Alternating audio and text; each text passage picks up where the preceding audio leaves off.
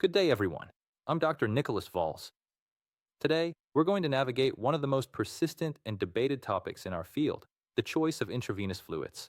We've called it the fluid wars because, for over a decade, large-scale trials have battled it out to determine the superior crystalloid. Our goal in the next 10 minutes is to move beyond opinion and look at the high-quality evidence that should guide our practice in the operating room. Let's set the stage. For a long time, 0.9% saline was our undisputed workhorse. It's available, inexpensive, and familiar. But as we all know, it's far from normal. Its high chloride content is superphysiological and is well documented to cause hyperchloremic metabolic acidosis. On the other side, we have balanced crystalloids, like lactated ringers and Plasma-Lyte. These were designed to more closely mimic human plasma, theoretically avoiding the acidosis and potentially improving renal perfusion. The question has always been, does this physiological advantage translate into better patient outcomes? The first major modern attempt to answer this question came in 2015 with the split trial out of New Zealand. This was a double-blind, randomized controlled trial in over 2,000 ICU patients, many post-surgical, comparing Plasma-Lyte to saline. The result? Neutral. They found no significant difference in acute kidney injury or mortality. However, there's vital context here for us anesthesiologists. The median fluid volume administered was quite low, only about 2 liters. Critics argued that at these low volumes, the chloride load of saline wasn't high enough to cause harm, potentially masking a difference that might exist in sicker patients needing massive resuscitation. 3 years later, in 2018, everything changed. The Vanderbilt group published 2 massive, pragmatic, cluster crossover trials. SMART in the ICU and SALT-ED in the emergency department. Together, these included over 28,000 patients. Because of their pragmatic design, they captured real-world practice. The findings were striking. Balanced fluids demonstrated a significant reduction in the composite outcome of major adverse kidney events within 30 days, particularly in the sepsis subgroups. This was the watershed moment. The signal was strong enough that many institutions and guidelines shifted their default practice significantly toward balanced solutions. But, as is often the case in medicine, just as we thought we had the answer, the narrative got more complicated. In the same year, the RELIEF trial reminded us that fluid type isn't the only variable. This trial looked at 3,000 major abdominal surgery patients. They mostly used balanced fluids, but they compared a restrictive strategy against a liberal strategy. Contrary to the prevailing trend towards extreme restriction at the time, the liberal strategy actually resulted in fewer surgical site infections and less AKI.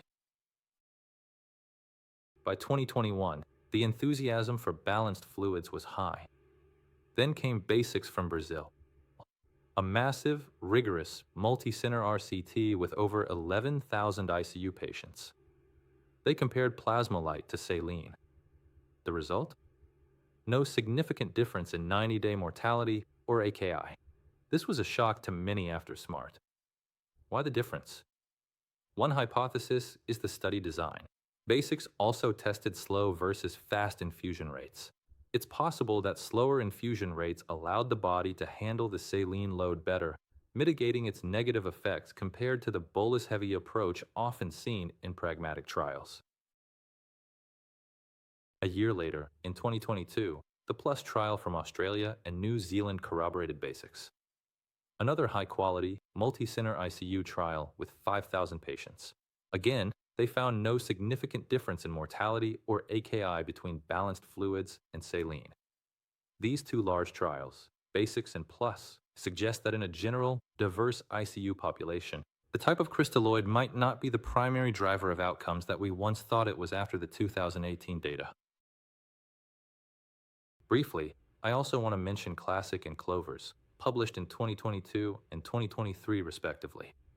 These trials refocused on patients with septic shock. They moved back to comparing strategies, restrictive versus standard/liberal fluid volumes. Both trials found neutral outcomes regarding mortality. For us in the OR, managing septic patients, this reinforces that while early resuscitation is vital, continued aggressive volume loading beyond initial stabilization is not inherently superior and does not improve survival. So, how do we synthesize a decade of seemingly contradictory, huge trials? If we visualize this as a pendulum, we see a clear arc. We moved away from the unquestioned historical standard of saline. The pendulum swung sharply toward balanced fluids in 2018 with the pragmatic signals of renal protection from SMART and Salty D. Now, following the rigorous, double-blind data from Basics and Plus, the pendulum has settled back towards the middle, a place of nuance. We've learned that the benefit of balanced fluids isn't universal. It is likely context-dependent, probably matching most in patients receiving large volumes, those with sepsis, or those at high risk for AKI. What does this mean for us tomorrow morning in the operating room?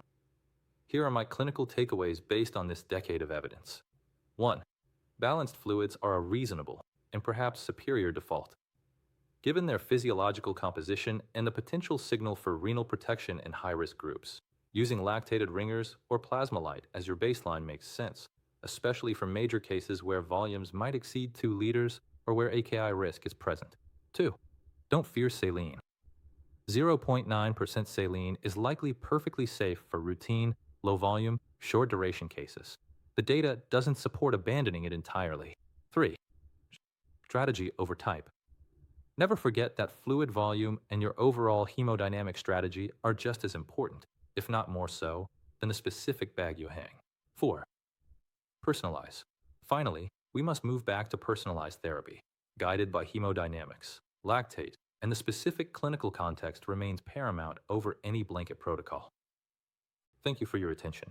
I'd be happy to take any questions in the comments section. Hey, welcome to Nico's Perioperative. I'm Nicholas Valls, an anesthesiologist and researcher from the National Cancer Institute. In this podcast, we explore anesthesia and perioperative care through curiosity, evidence, and real-world experience. Because staying curious makes all the difference.